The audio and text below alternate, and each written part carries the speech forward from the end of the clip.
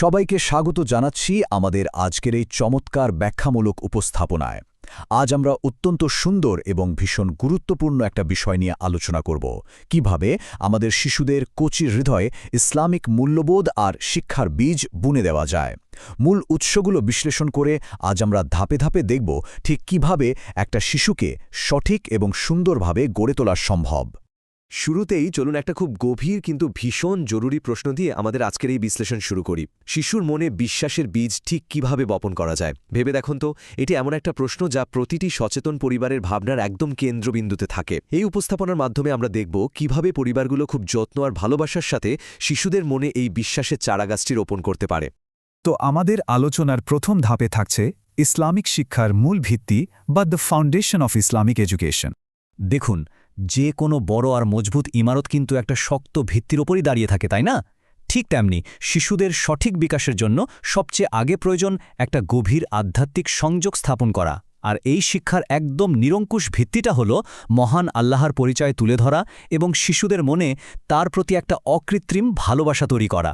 ভয় দেখিয়ে একদমই নয়, বরং ভালোবাসার মাধ্যমে যখন সৃষ্টিকর্তার সাথে পরিচয় করিয়ে দেওয়া হয়, তখন সেই বিশ্বাসটাই হয় সবচেয়ে মজবুত। আচ্ছা, এবার চলুন বিষয়টা একটু গভীর এগিয়ে দেখি। এই যে আধ্যাত্মিক ভিত্তি, এটা মজবুত করার জন্য কিন্তু দৈনন্দিন অভ্যাসের আসলেই কোনো বিকল্প নেই। প্রতিদিন 5 ওয়াক্ত নামাজের অভ্যাস গড়ে তোলা, কোরআন তেলাওয়াত করা এবং ছোট ছোট সূরা শেখানো, এই রুটিনগুলোই শিশুদের আত্মিক বিকাশের সবচেয়ে বড় হাতিয়ার হিসেবে কাজ করে।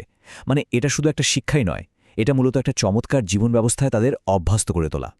এরপর আমরা চলে আসছি আমাদের দ্বিতীয় ভাগে, চরিত্র এবং দৈনন্দিন অভ্যাস। এখন এই জায়গাটা খেয়াল করুন, এটা কিন্তু ভীষণ ইন্টারেস্টিং কিভাবে মূল উৎস থেকে এই গুরুত্বপূর্ণ বিষয়গুলোকে চমৎকারভাবে দুটো সমান্তরাল ধারায় দেখা যায়। প্রথম ধাপে গড়ে ওঠা আধ্যাত্মিক বিশ্বাসগুলো সরাসরি একটা শিশুর দৈনন্দিন আচরণকে দারুণভাবে আকার দেয়। একদিকে রয়েছে আধ্যাত্মিক দায়িত্ব, যেমন নামাজ, কোরআন, দোয়া আর সুন্নাহ অনুযায়ী জীবনযাপন। আর ঠিক তার পাশেই রয়েছে চরিত্র গঠন, যার মধ্যে আছে সত্য বলা, বড়দের সম্মান করা এবং পরিষ্কার পরিচ্ছন্নতা বজায় রাখা। এটা কিন্তু স্পষ্ট প্রমাণ করে যে আধ্যাত্মিকতা আর ভালো মানুষ হওয়া এই দুটো একদম একে অপরের পরিপূরক। এই যে তুলনাটা, এটা একটু গভীরভাবে ভাবা দরকার।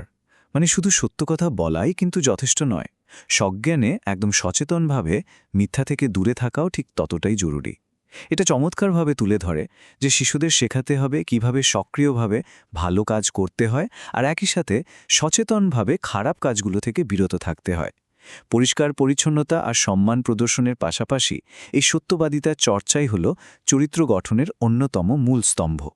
আমাদের আলোচনার তৃতীয় ভাগটি হল শেখানোর সহজ এবং সুন্দর উপায়গুলো নিয়ে।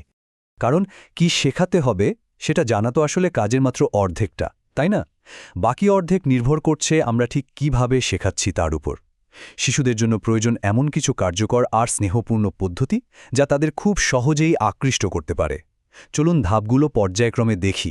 প্রথম ধাপে রয়েছে ছবি, ভিডিও আর সুন্দর সুন্দর ইসলামিক ছড়ার মাধ্যমে নবীদের শিক্ষণীয় গল্প শোনানো। এই মাল্টিমিডিয়াগুলো শিশুদের মনোযোগ একদম ধরে রাখে। এরপর আসে দ্বিতীয় ধাপ, তারা কোনো ভালো কাজ করলে তাদের প্রচুর উৎসাহ দেয়া। এই পজিটিভ অ্যাপ্রোচ তাদের মাঝে আরও ভালো কাজ করার প্রেরণা যোগায়।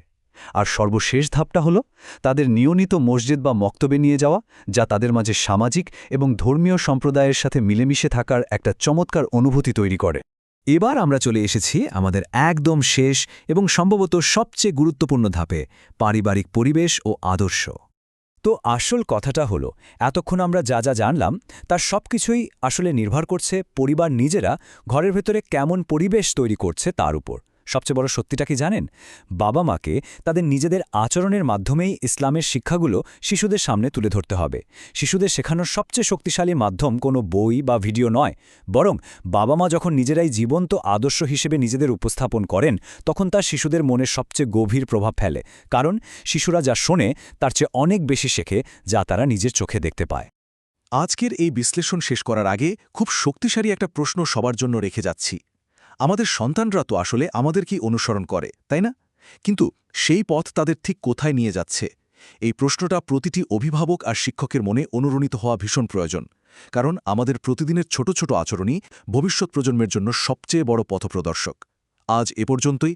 আশা করি আমাদের এই তথ্যবহুল বিশ্লেষণটি সবার চিন্তার জগতে একটা ইতিবাচক নাড়া দিতে সক্ষম হয়েছে।